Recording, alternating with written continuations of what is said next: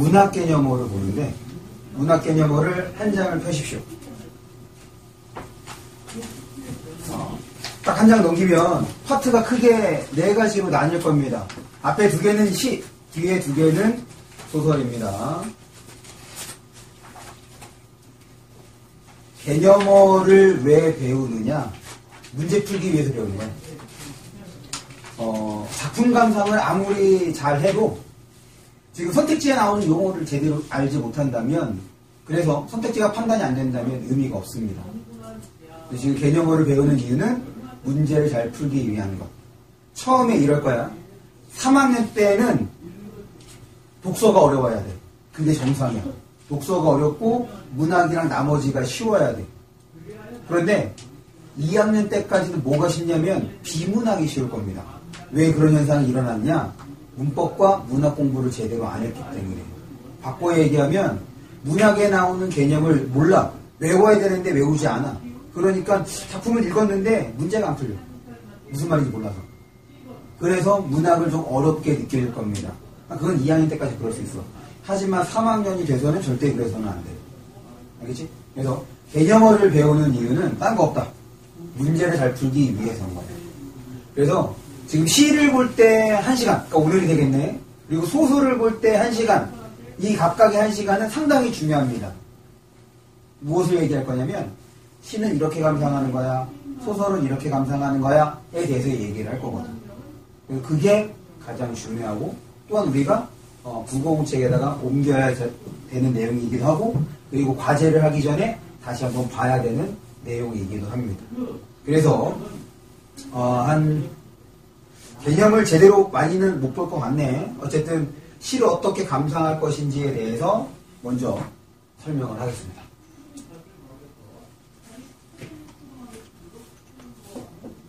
마찬가지로 같이 보면서 생각합니다. 그렇게 보면 되겠다. 시, 감상.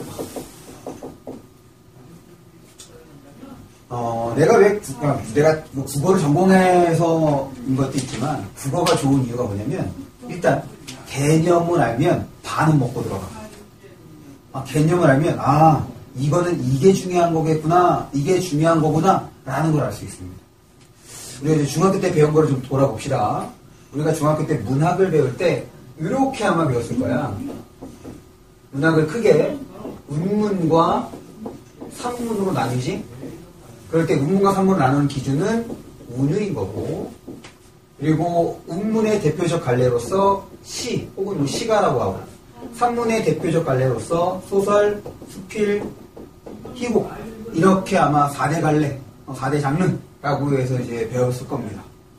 고등학교 때는 여기에서 한 발 더 나아가서 새로운 용어를 보는데, 시할 때는 서정갈래, 서정이라는 말을 배우고, 소설을 볼 때는 서사라는 말을 배우고, 수필을 볼 때는 교술이라는 말을 배우고, 희곡을 볼 때는 극이라는 말을 배울 겁니다. 사실 얘는 별로 이렇게 쓸모는 없어. 얘는 크게 쓸모는 없고, 그걸 우리 연극할 때 그 극자야. 그러니까 이해하는데 큰 어려움이 없습니다. 그래서 지금 고등학교 올라가면 접하게 될 이 서정, 서사, 교술, 극 갈래 중에서 우리가 반드시 알아야 되고 분명하게 기억해야 되는 건 이 두 개야. 서정이 무슨 뜻이냐, 서사가 무슨 뜻이냐. 그럴 때 지금 시 하는 거니까 서정에 대해서 설명을 할 거야. 서사는 소설일 때 설명을 할 거야. 여기에서부터 시작합니다. 여기에서의 정자는 정서의 정자야. 정서는 쉬운 말로 바꾸면 감정입니다. 근데 감정뿐 아니라 화자의 내면 혹은 심리 혹은 생각 또 다 정서라고 해. 정서의 범위가 생각보다 넓지. 감정으로만 알고 있으면 안 돼. 함정에 빠지기가 쉽습니다. 그 다음 서는 서술에서 온 말이에요. 서술했다. 우리 서술형이라고 하지. 서술이라고 하는 것은 바꾸면 쓴 겁니다. 쓰다. 정서를 쓴 거야? 한 번 더 바꿀게. 정서를 표현한 갈래가 서정갈래야. 정서를 표현한 게 서정이야. 우리가 중학교 때 시인이라고 해서 배웠던 거, 운문이라고 배웠던 것을 서정이라는 개념으로 다시 한번 보는데, 이때의 정서는 누구의 정서겠어? 당연히 시에서 말하는 사람인 화자의 정서인 겁니다. 결국 시라고 하는 갈래는 화자가 자신의 정서를 표현한 거예요. 이거를 서정이라는 말로 대신 쓰는 거예요. 간단하게. 그러면 시에서의 핵심, 시에서의 주제는 뭐가 되겠어? 바로 정서가 되는 거죠. 정서를 표현했다고 했으니까. 이게 핵심입니다. 시에서. 시를 본다고 하는 것은 화자의 정서를 파악하는 거야. 화자의 정서가 곧 시의 주제가 되는 겁니다. 이거를 여기다가 이제 적용을 할 거예요. 이 개념을 그대로. 다시 서정이라는 개념, 정서를 표현한 거다. 그래서 시를 볼 때는 화자의 정서를 파악할 수가 있어야 된다. 첫 번째, 제목부터 봅니다. 제목부터. 시를 읽을 때, 이제 시 문제를 풀 때 처음 해야 할 거는 제목이에요. 제목이 어디 있냐면 항상 작품 끝에 있습니다. 그 제목을 봐서 뭘 하느냐? 연상을 합니다. 관련되는 내용을 연상하는 거야. 예를 들어서 시의 제목이 눈사람이야. 그러면 연상할 수 있는 것.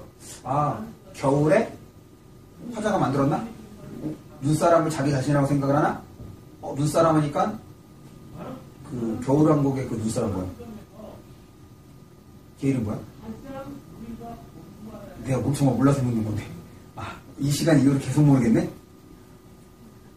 뭐라고?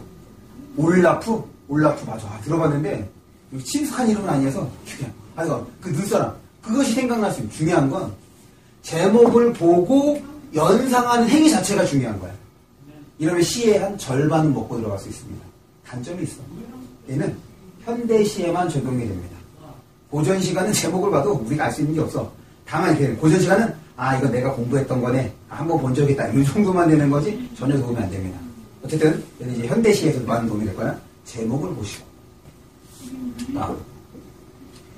시를 보면 어떻게 구성이 되어 있느냐? 연과 행으로 구성이 되어 있지.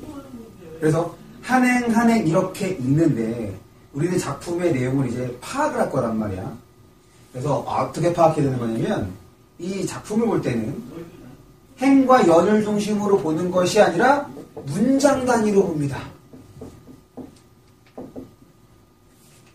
행과 연을 무시하시고 문장 단위로 봐. 그러면 결국 한 문장인지 아닌지 그걸 판단할 수 있는 기준이 뭐겠어? 여기서 그러니까 이게 한 문장이다. 그렇게 끊을 수 있는 기준이 되는 게 뭐야? 서술어가 되는 거지. 다시 지금 비문학에서 서술어가 중요했던 것처럼 우리 문학에서 서술어가 엄청나게 중요합니다. 문장 단위로 본다는 얘기는 무엇과도 같으냐? 서술어 중심으로 본다는 것과도 같습니다. 문장 단위로 보는 거, 서술어 중심으로 보는 거. 그럼 왜 서술어 중심으로 보느냐? 생각해봐. 이 감정이라고 하는 것이 아무것도 없는 상황에서 막 일지는 않아. 어떤 상황이 주어졌기 때문에 감정이 있는 거야. 무슨 말이냐면 오늘 우리가 처음 수업하고 있어. 3시간 더럽게 기네. 이럴 수도 있는 거지. 이거 정서란 말에 생각도 그냥 생각보다 수업이 괜찮은데 이럴 수도 있는 거고 지루할 줄 알았는데 지루하진 않네. 선생님 참 아재 개그를 좋아하는 것 같아. 아니 블랙 코미디를 하는 것 같아. 오늘 듣고 이제 다음 수업 오지 말아야겠다. 다양한 생각들을 할 수가 있는 거지. 중요한 건 바로 이 수업이라는 상황에 놓여졌기 때문에 그런 생각들을 할 수가 있고 그런 감정을 지닐 수가 있는 거예요. 아무 상황이 없으면 절대로 아무것도 일어나지 않습니다. 서술어 중심으로 보게 되면 우리가 무엇을 파악할 수가 있느냐? 화자가 처한 상황을 파악할 수가 있습니다. 그런데 앞에서 봤던 것처럼 독서할 때 그 네 가지 단계, 시에서 그렇게 확인을 할 거야. 나중에 이제 통째로 보게 되면. 그렇게 연결하면서 보기도 하는데, 비문학하고 차이점이 있어. 이건 문학만의 특성이야. 상황을 파악한다는 얘기가 뭐냐면, 이거는 이렇게 생각을 하시면 됩니다. 장면을 상상하는 거야. 마치 영화나 드라마처럼 그것이 한 편에 그걸로써 머릿속에 떠올릴 수 있는 것. 이게 상황을 파악할 수 있는 거야.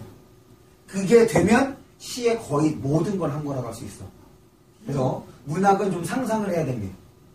이게 차이야. 그런데 비문학에서 상상하시면 골로 갑니다. 비문학은 그냥 있는 것 그대로, 문학에서만 상상. 예를 들면 이런 거예요. 그리고 또 한 가지. 그런 상황 속에 화자의 정서는 무조건 있는 거예요. 화자의 정서가 없는 시는 없습니다. 감정이라고만 생각을 하면 없는 것도 있을 수 있다고 생각하는데, 다시 한번, 정서는 감정만 의미하는 것이 아니야. 생각도 정서 안에 포함이 됩니다. 따라서 모든 작품, 모든 그 상황 속에는 화자의 정서가 반영되어 있다. 다만 그것이 직접적으로 드러나느냐, 그렇지 않느냐의 차이가 있을 뿐이지. 이렇게 되는 거야. 예를 들어 시에서 이렇게 표현이 됐어. 태극기가 바람에 펄럭인다 라고 설명이 됐어. 그렇게 표현이 됐어. 그럼 화자 지금 뭐하고 있는 거야? 이게 화자의 정서이기 때문에 화자의 상황을 상상해야 되는 거거든. 근데 화자가 어떠한 상황에 있어야 태극기가 바람에 펄럭인다 라고 표현할 수 있을까? 어떤 상황인 거야? 그렇지. 또 깜빡. 화자는 태극기를 보고 있는 거지. 바람에 펄럭이고 있는 태극기를 보고 있기 때문에 그렇게 표현할 수 있는 거. 그 다음, 내가 모태솔로야. 내가 모태솔로야. 물론 아닙니다. 저는 이제 가정을 꾸렸고, 꼬맹이도 2마리나 키우고 있습니다. 아직 꼬맹이가 인간이 아니야. 동물이야. 그래서 난 2마리라고 표현해. 2마리가 아웅다웅하고 잘 크고 있는데, 가끔 나를 빡치게도 하죠. 어쨌든. 저는 이제 모태솔로가 아니긴 하지만, 좀 적절하게. 그렇다고 내가 처음 보는 시영이가 모태솔로다라고 얘기할 수 없잖아? 그리고 우리 홍일점인 수민이에게 모태솔로다라고 얘기할 수 없습니다. 그래서, 나를 희생을 해서. 내가 모태솔로야. 그래서 이제 친구가 여소를 해줍니다. 누군지도 몰라. 블라인드야, 정말. 연락처만 주고받고, 톡하고, 그 다음에 통화만 했을 뿐, 아는 건 하나도 없습니다. 톡에도 서로의 사진이 다 없어. 그냥 음성과 그 나눴던, 대화를 통해서 나눴던 교감만 있을 뿐이야. 시에 이렇게 표현이 됩니다. 그녀를 만나러 간다. 화자의 정서 있어, 없어? 화자의 정서 있어, 없어? 있지. 이제 정서에 대한 얘기로 넘어갑니다. 어떻게 있느냐? 정서는 이렇게 좀 바꿔볼게. 정서라고 탁 지정하지 않고 화자의 반응으로. 그러면 여기 안에는 정서와 태도도 같이 들어있는 거라고 보시면 됩니다. 그 안에는 정서가 반영이 되겠지. 어떻게 파악하느냐? 그 상황이 만약 나라면 이라고 바꿔서 생각을 하는 거야. 내가 모태솔로였는데 내가 친구가 여서해준데 그런 그녀를 만나러 간대. 그럼 너희들 어떨 것 같아? 시험이 어떨 것 같아? 별로인가? 저는 박애주의자입니다. 전 물론 이성애자이긴 하지만 동성애자도 존중하고 양성애자도 존중합니다. 모두 다 사랑해. 인간이라면 다 사랑해. 이번에 또 내 사례를 듣게. 남자를 소개해준 거야. 대박. 남자를 만나는 거야. 만약에 너라면, 응? 만약에 원재라면 어떨 것 같아? 제가 남자를 만나러 가. 너가 남자를 만나러 가. 블라인드. 막 이렇게 톡도 하고 그랬어. 만나러 간대. 그런 상황이라고 한다면, 호기심? 이게 중요한 게 이거야. 이제 내가 만약 그 상황이라고 한다면, 일단 1차적으로 이해되는 건 화자가 어떤 사람인지를 이해해야지. 그렇지 않으면 그건 순전히 너의 감정이지 화자의 감정이 아닌 거잖아. 맞지? 그렇게 생각해 주시면 됩니다. 물론 잘 감정이입이 안 되긴 하겠지만 화자의 성향이 남자를 좋아하는 성향이야. 근데 남자를 소개시켜준대. 그래서 남자를 만나러 가. 어떨 것 같아? 수민아, 어떨 것 같아? 그렇지, 이거야. 거기 표현에는 뭐밖에 없어? 그녀를 만나러 갑니다 밖에 없지만 그 안에는 화자의 어떤 정서가? 설렘이라는 정서가 들어있는 거야. 그러니까 모든 시에는 다 정서가 있는 거야. 그러니까 뭐가 필요해? 상상력이 필요해. 아, 그런 상황을 떠올려보고 최대한 나를 이입해서 거기에 맞춰가야 되는 거야. 됐어? 근데 그게 다 뭐가 가능해? 서술어로 가능한 거지. 아까 그녀를 만나러 간다. 간다라는 말하고 그 다음에 펄럭인다. 그런 표현을 통해서 화자의 상황과 화자의 반응, 정서는 이제 뭐 하는 거야? 추론하는 거지. 짐작하는 겁니다. 물론 직접적으로 제시가 되기도 하지. 아, 그녀를 만나러 가는 길 정말 설렌다. 이러면 어때? 시가 조금 너무 직접적으로 얘기하는 거니까 조금 격이 떨어질 수가 있는 거지. 물론 그렇다고 반드시 떨어지는 건 아니야. 그렇게 생각을 해주시면 됩니다. 그래서 시를 볼 때는 상상이 필요하다는 거. 그래서 먼저 상황을 파악하고 난 다음에 아, 만약 그 상황에 나라면 이렇게 집어넣는 거. 그러면서 아, 화자가 그럴 수 있겠네 라는 거지. 이런 거야. 그녀와 이별했다. 그럼 화자의 정서는 뭐겠어? 그렇지, 슬픔. 내가 전혀 관계없는 사람과 이별했다고 표현하지 않잖아. 시를 썼다는 것 자체를 생각을 해봐야지. 아, 엄청나게 슬프겠구나. 이렇게 생각해주면 돼. 그럼 거기 슬픔만 있겠어? 절망도 하기도 할 거고. 그렇지? 그러니까 다양하다고 생각해주면 되는데 상황 파악, 반응, 장면이 필요한 거야. 그 다음에 우리가 지금 결국에는 객관식의 문제를 풀거든. 물론 내신에서는 서술형 문제가 있는 거니까 그럼 별개야. 내신 문제와 모의고사 문제는 별개입니다. 어차피 이미 학교에서 알려준 거기 때문에 서술형으로 나올 만한 것들을 외우고 있어야 돼. 특별히 쓸 게 문제가 될 건 없을 거야. 모의고사에서는 서술형이 아니지. 다 객관식의 문제야. 그래서 상황이 됐든 화자의 정서가 됐든 혹은 시어의 의미가 됐든 어떻게 생각하느냐, 단순하게 딱 둘로 구분을 합니다. 플러스 아니면 마이너스로 구분하는 거예요. 아, 이 상황 그녀와 이별했다. 그럼 이 상황 화자에게 플러스야 마이너스야? 마이너스. 그냥 그렇게 생각하는 거야. 그러면 선택지에 마이너스와 관련된 부정적인 것과 관련된 표현들이 있을 거야. 그러면 걔가 옳은 선택지가 되는 거고, 긍정적인 선택지가 있어. 그러면 걔는, 그러니까 긍정적인 단어가 들어있으면 걔는 틀린 선택지가 되는 거야. 어렵게 생각하지 마시고 그냥 단순하게 플러스 아니면 마이너스로 생각해 주시면 됩니다. 상황이 됐든 감정이 됐든 혹은 시어의 의미, 대상의 의미가 됐든 그냥 딱 긍정 아니면 부정이야. 그래서 또한 뭐가 필요해? 어휘력이 필요해. 왜냐? 이거를 긍정적으로 볼지 부정적으로 볼지 그것을 또한 가늠해 주는 것이 단어의 뜻인 거지. 예를 들어서 태극기가 힘차게 펄럭인다 이렇게 시가 표현이 됐어. 그럼 화자가 뭐 하는 거라고? 보고 있는 거라고 하지? 태극기를 보고 있는 거야? 그리고 이렇게 물어볼게. 이 태극기는 화자에게 긍정의 의미로 받아들일 수 있을까? 부정의 의미로 받아들일 수 있을까? 태극기가 힘차게 펄럭인다 라고 하고 태극기에다 밑줄쳤어. 이 태극기는 화자에게 긍정의 대상이다, 부정의 대상이다. 그럴 때 뭐가 되겠어? 힌트는 힘차게예요. 보통 우리 힘차게는 어떤 상황에서 써? 긍정적인 상황, 부정적인 상황. 긍정적인 상황에 쓰는 거지. 그럼 그 표현을 통해서 태극기가 화자에게 긍정적으로 다가온 거구나 라고 우리가 판단할 수가 있는 거예요. 무슨 말인지 알겠어? 그냥 그거 자체 어떤 걸 외울 필요는 없습니다. 이렇게 어휘를 통해서 긍정과 부정으로 나눠주시면 된다.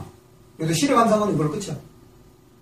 이게 시에 대한 거고 여기에 이제 기본적으로 우리가 해야 되는 게 뭐라고?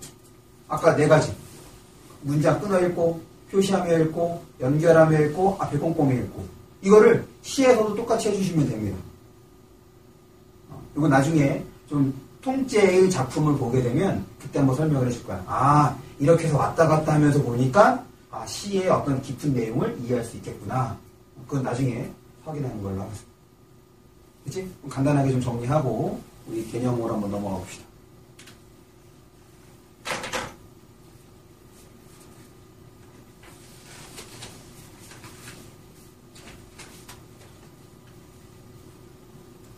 다음 시간에 한번 물어볼 거야. 야, 우리 시를 볼 때 처음에 뭘 해야 돼? 제목부터 봐야죠. 이렇게 대답할 수 있어야 돼. 일단 단계 과정을 머릿속에 넣어두시고 그렇게 보도록 의식적으로 읽으면 됩니다.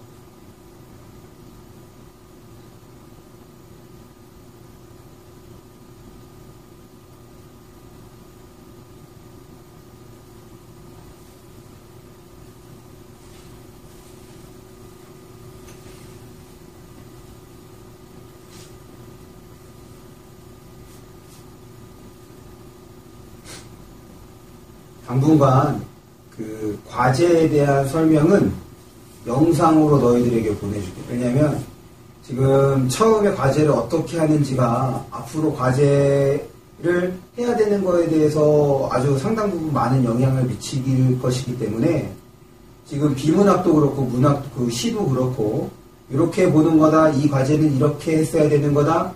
이 부분에서 이런 생각을 해야 하는 거다. 라는 것을 영상으로 좀 보여드리고 그렇게 안내를 하겠습니다. 이후부터는 그냥 서면으로 밑줄 표시하고 거기에 간단하게 코멘트 써서 그렇게 이제 과제에 대해서 확인해 볼 수 있게. 다시 한번 과제할 때 여러 번 생각해야 돼. 많이 하려고 하지 말고 생각을 많이 하십시오. 그렇게 해서 이 상황 이렇게 해도 생각해보고 저렇게 해도 생각해보고 그럴 때 난 이렇게 생각했는데 선생님 어떻게 생각했는지 이렇게 이제 비교가 돼야지 그것을 방향을 좀 교정해 갈 수 있다. 그런 과정이 이제 국어 실력으로 이어지는 과정이라고 생각하시면 됩니다. 왜 이렇게 얘기를 하냐면 비문학의 첫 번째 지문은 어렵지 않은데 그러니까 두 번째 지문, 세 번째 지문이 두 번째 지문이 좀 어렵습니다. 여러분이 지금 이제 이런 것들을 좀 확인하고 처리하는 거에 그렇고 그 다음에 뒤에 이제 문학 시를 한 장 실어줬거든. 그래서 총 4장이야. 비문학 3장, 비문학 3장, 시 1장. 우리 과제물 보면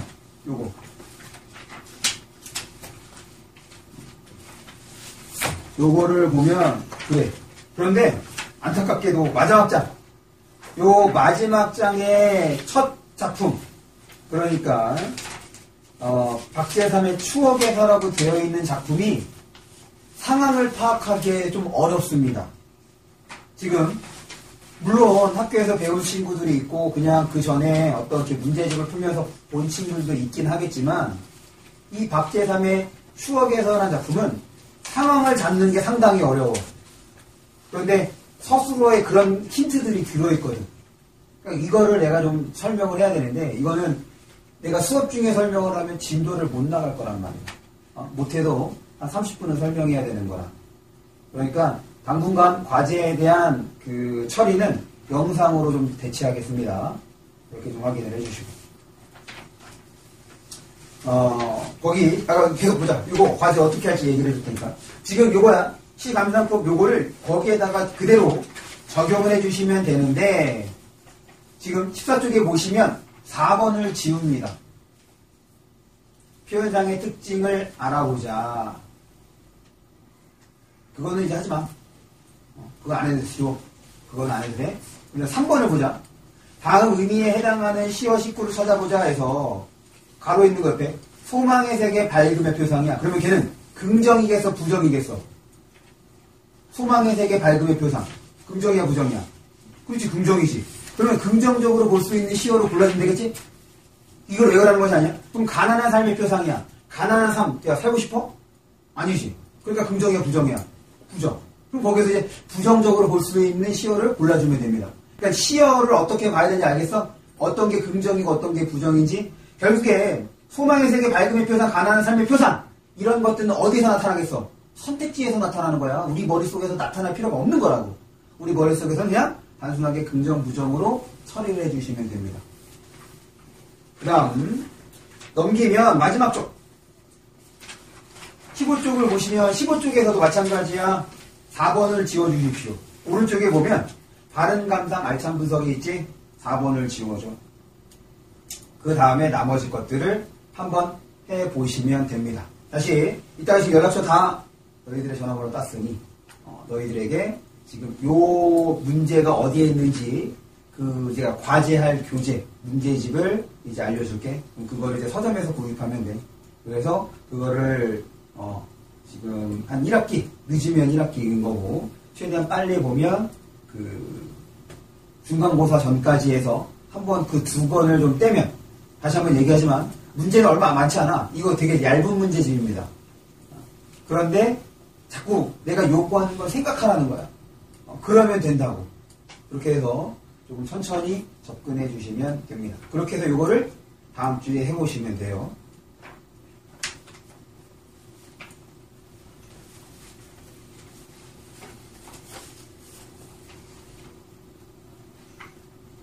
이제 내용을 좀 봅시다.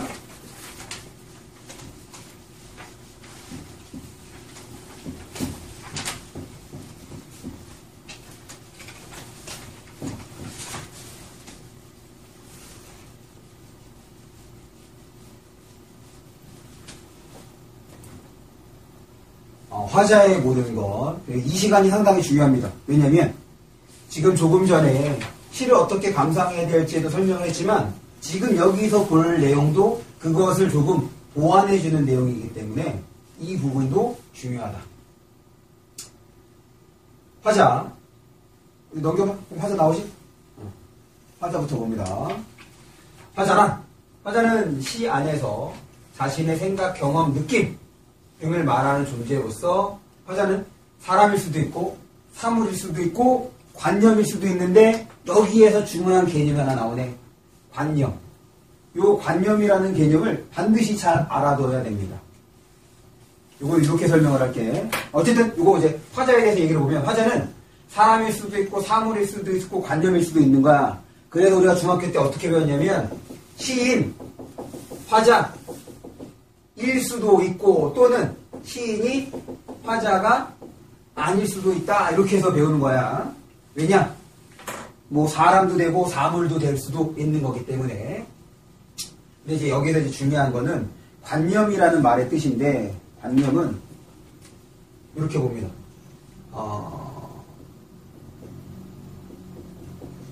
문학에서 시에서 구체적이라는 말과 거의 유사한 게 감각적이라는 말이야. 그러면 시에서 요 감각적이라는 말은 어떤 거 같은 거냐? 오감으로 인지할 수 있는 것을 감각적이라고 얘기합니다. 바꿔 얘기하면 오감에 뭐 있어? 시, 청, 후, 촉, 미가 있는 거야. 이걸 이제 우리는 오감이라고 얘기하지. 오감을 통해서 인지할 수 있는 게 감각적인 거고 그게 구체적인 거예요. 이거 이제 문학에서 말하는 용어입니다. 이런 이렇게 표현하자. 이런 구체적인 것과 반대되는 개념이 바로 관념적이라는 거야. 관념적은 우리가 감각할 수 없는 대상이 되는 거지. 이게 관념인 겁니다. 그래서 관념적에 해당하는 대표적인 사례 2가지는 반드시 외워둡니다. 첫 번째, 감정. 우리 감정 감각할 수 있어? 다른 사람의 감정 알 수 있어? 몰라. 다만 그 사람의 행동과 표정을 통해서 뭐 할 수 있는 거야? 짐작하는 거지. 아, 저 사람이 막 웃고 기뻐서 날뛰고 있어. 아, 웃고 막 날뛰고 있어. 저 사람 지금 기쁜 거구나 라고 우리가 짐작할 뿐인 거지. 근데 그 사람이 정말 미친 거야. 그래서 기쁜지도 않은데 그냥 이렇게 날뛰는 걸 수도 있는 거잖아. 모른다고. 그래서 대표적인 게 감정, 그 다음에 시간입니다. 시간도 우리가 흘렀다는 거 어떻게 알아? 해가 지거나 키가 크거나 주름이 늘거나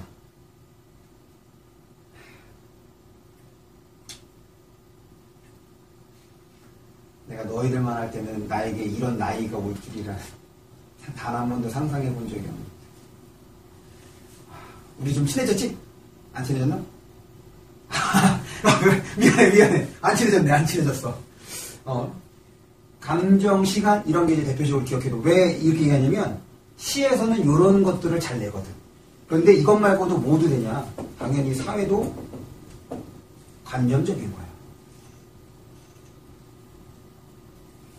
뭐 민주주의, 사회주의 이런 것들 우리가 감각할 수 없잖아.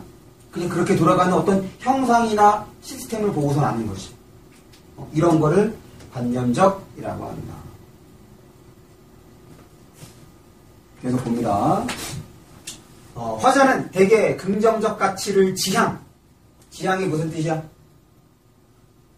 이거 목표로 삼는 게 지향입니다. 지향의 반대말이 있지? 지향의 반대말은 지양. 헷갈리면 안 돼. 반드시 구분합니다. 그래서 지향은 플러스야. 지향은 마이너스야.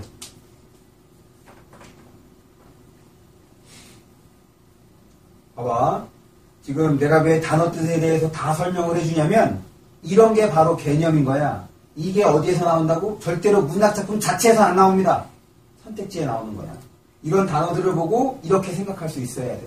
그래야지 함정에 빠지지 않아. 그 다음 전형적은 대표성이라고 생각을 해주시면 됩니다.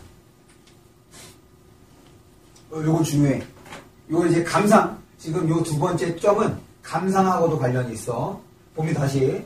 화자는 대개 긍정적 가치를 지향하며 전형적인 성격을 지니고 있다. 아까 전에 내가 주어 얘기했었지. 그래서 서술어 확인한 다음에 주어를 좀 확인하라고. 그런데 시를 보면 주어가 안 나오는 경우가 많아. 시에서 주어가 안 나오면 다 누구라고 생각해야 돼? 화자라고 생각합니다. 다시. 시에서 주어가 안 나와. 그럼 누구라고 생각하라고? 화자라고 생각을 해. 무조건 100%는 아니야. 그런데 화자라고 생각했다가 읽어보니까 안 맞는 경우가 있어.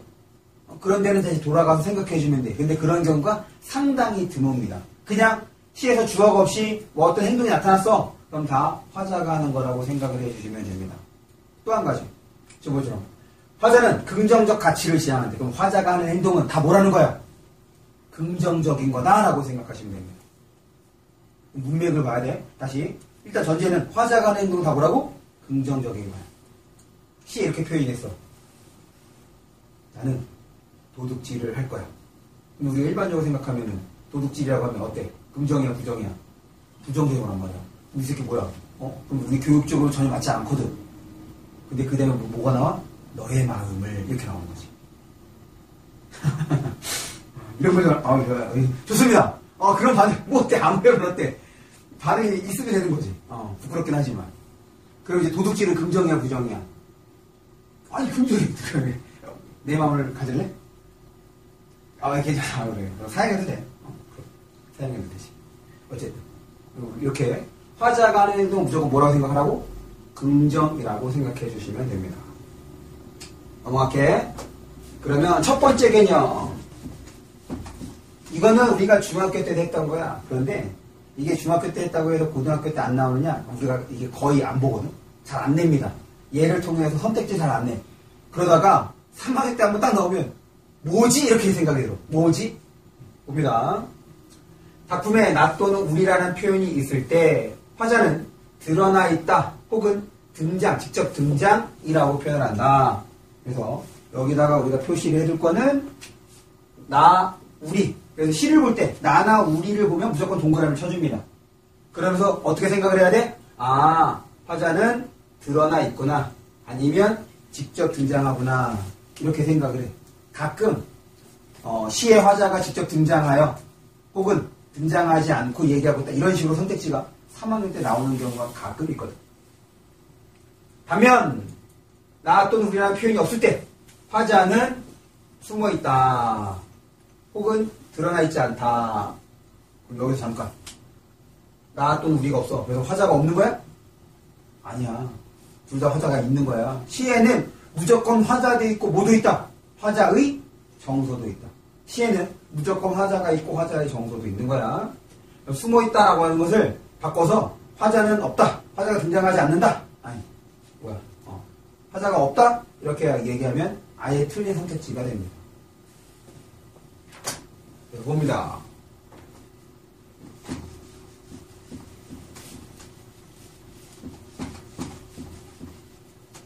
요거는 확인만 할 거야. 지금 첫 번째 예를 보시면 시 감상하는 거 한번 해볼까? 백석의 고향이야. 제목을 먼저 뭐라고 했어? 보통 고향이라고 표현을 해. 그러면 고향이라고 표현할 때는 사실 대체적으로 많은 사람들이 다 어디에 있어? 백지에 있는 거죠. 타향에 있기 때문에 고향이라는 표현을 쓰는 거잖아. 그럼 우리가 생각할 때 고향은 물론 너희들도 그렇고 나도 그래.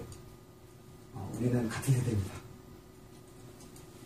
뭐가 그러냐면 사실 고향에 대한 인식이 별로 없어. 예전처럼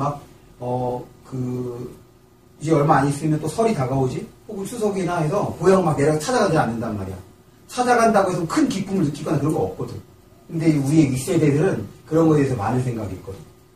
어쨌든 그거 생각하면 고향이라는 단어를 통해서 화자가 지금 고향에 있지 않나 보다. 그런데 고향에 있지 않는데 고향이라고 말을 해?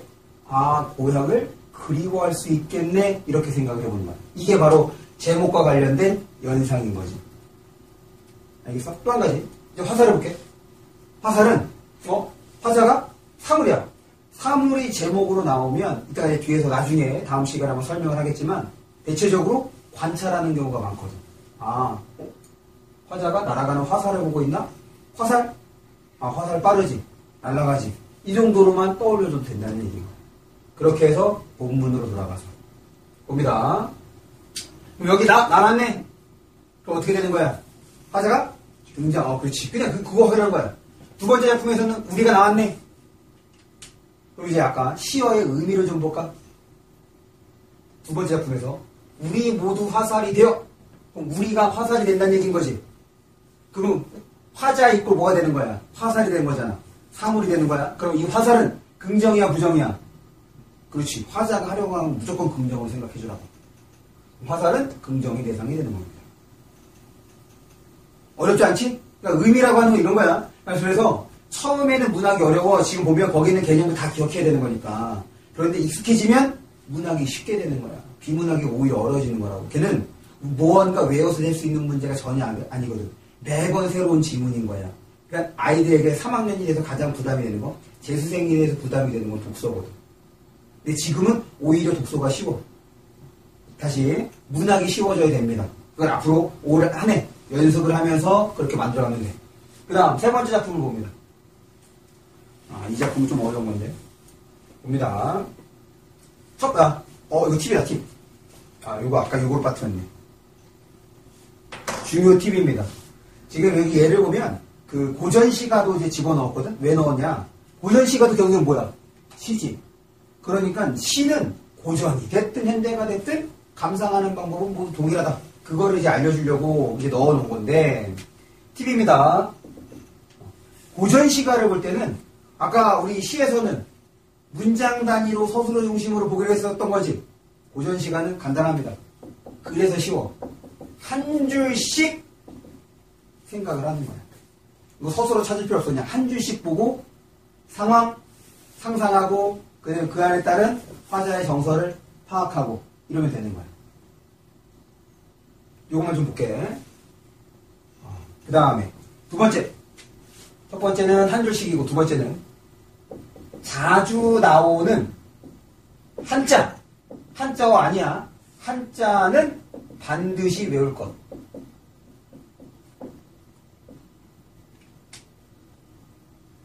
자주 나오는 한자는 반드시 외웁니다. 여기 있는 거, 그거 쟁반할 때 쓰는 반자야. 그 다음에 이거 가운데 중자지. 이거는 일찍조인데 이건 사실 덜 나와. 그런데 요 붉은 홍자는 많이 나옵니다. 이런 것들은 우리가 반드시 기억해야 돼. 다시 쟁반할 때 쓰는 반자, 중자는 이제 가운데라고 해석해주면 되겠지. 그 다음에 홍은 붉은 홍자야. 조자는 이제 일을 조자, 아침 조자 이렇게 되는 건 일을 조자가 되는데 뭐 몰라도 됩니다. 보면 한 줄씩 보고 해석하라고 해서 반중, 쟁반에 있는 빨간 감이 고와 보이는구나. 화자 지금 뭐하고 있는 거야? 화자 지금 뭐하고 있어? 있는 거 그대로잖아. 쟁반에 있는 감 보고 있네. 이런 거지. 근데 봐봐. 이게 이제 시가 됐기 때문에 거기서 무언가가 떠오르는 연상이 될 거라고 봅니다. 유자는 사람 이름입니다. 유자가 아니어도 품음직도 하다마는 뭘 품겠어? 연결해야지. 첫 번째 줄로 연결해야지. 뭘 품겠어? 뭘 품겠어? 그렇지. 감 이렇게 연결해야 돼. 이게 연결해서 보는 거야. 지금 여기에 목적어 빠졌잖아. 뭘 품을 건데 감을 품는 거야. 그럼 누가 품는 거야?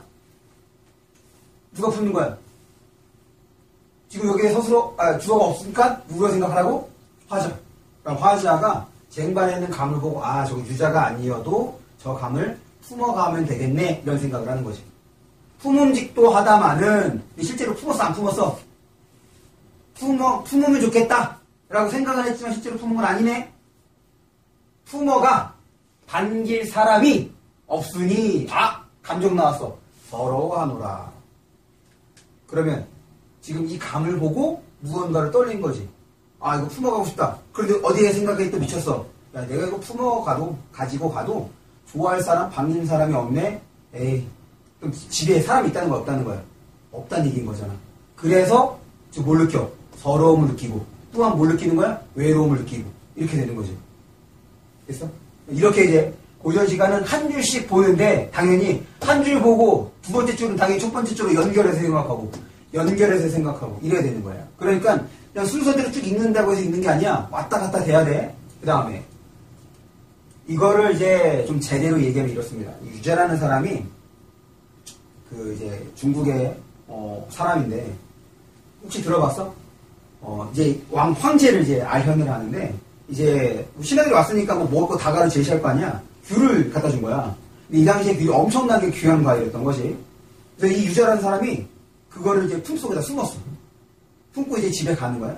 그러면서 이제 황제한테 인사를 하는 거야. 안녕히 계세요. 저 이제 집에 갑니다. 라고 했는데 품에서 귤이 뜨르르 불어나온 거야. 황제가 빡친 거지. 이 새끼 이거 뭐야. 그래서 이제 조지는 거야. 너 이거 귤 왜 가져갔어? 그랬더니 하는 말이 노모. 집에 늙으신 부모님이 어머님이 계시는데 요거 가져다 드리려고.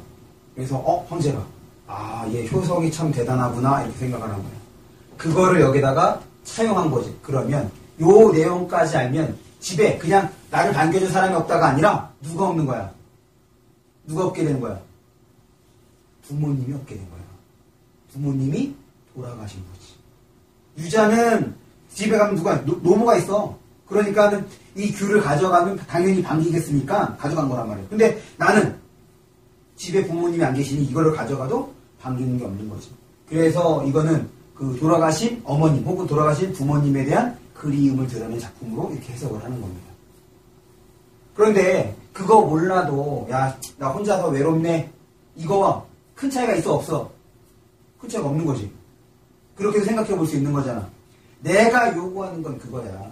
이거를 보고 이 유자와 관련된 고사가 생각이 나서 이거 부모님 그리워하는 거지. 물론 학교에서는 그렇게 공부를 할 거고 그렇게 선택지에 나오면 처리가 되긴 해야 돼. 하지만 그런 배경지식이 전혀 없으면 이걸 보고 화자가 외로워서 서러움을 느끼는 거구나. 이렇게 될 수 있어야 돼. 이게 바로 생각이 되는 거고 이런 상황에서 이런 배경지식이 조금만 딱 주어지면 이 작품이 훨씬 더 쉽게 감상이 되는 거지. 됐습니까? 그래서 여기서는 한 줄씩 보는 거고 시간 많이 지났네. 딱 여기서 지금 나가 등장하지 않아. 등장하지 않지? 그래서 여기서는 화자가 직접 등장하지 않는다. 겉으로 드러나 있지 않다. 혹은 숨어 있다. 라고 표현을 하는 겁니다. 오늘은 여기까지 하는 걸로 하는데 다시 수업은 내가 최대한 너희들이 좀 따라오게끔 아니면 생각하게끔 무언가를 던지는데 다시 한번 얘기하지만 수업 자체가 공부가 아닌 거야. 지금 이거를 바탕으로 이 경험을 바탕으로 집에 돌아가셔서 다시 한번 복습을 하시고 복습하는 거 공책에다 옮겨 적는 거 자체가 복습인 거잖아. 그러면서 아 맞아 선생님 이런 얘기 해줬지 떠올려 주시고